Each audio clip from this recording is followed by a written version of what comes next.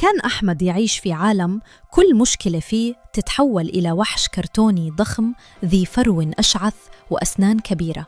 لم تكن هذه الوحوش شريرة، لكنها كانت تخيف أحمد بشدة.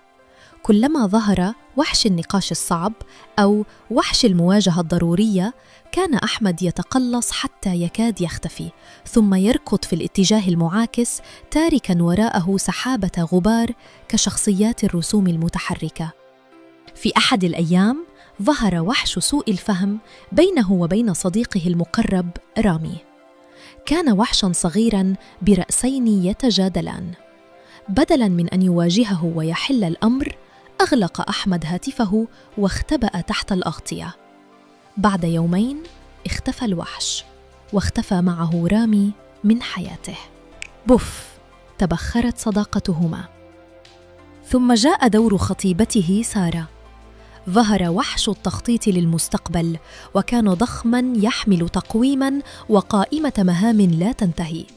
كلما حاولت سارة التحدث، كان أحمد يخترع أعذاراً سخيفة ويهرب. كانت عينا سارة اللامعتان تبهتان قليلاً مع كل هروب، حتى أصبحت باهتة تماماً. في يوم من الأيام وجد أحمد رسالة مكانها. لم تصرخ، لم تبكي، بل تبخرت بهدوء، تاركة وحش الوحدة الأكبر والأكثر إخافة ليملأ الشقة بسكوته المخيف. لأول مرة لم يهرب أحمد. جلس في منتصف الغرفة محاطاً بالوحش الصامت. شعر بنفسه كرسمة باهتة تم محوها بالممحات. نظر في المرآة فرأى شخصاً غريباً خائفاً محاطاً بأشباح الفرص الضائعة. ارتجفت يده وهو يمسك بالهاتف، وبحث عن رقم أخصائي نفسي. ظهر أمامه وحش طلب المساعدة. كان يبدو مرتبكاً أكثر منه مخيفاً.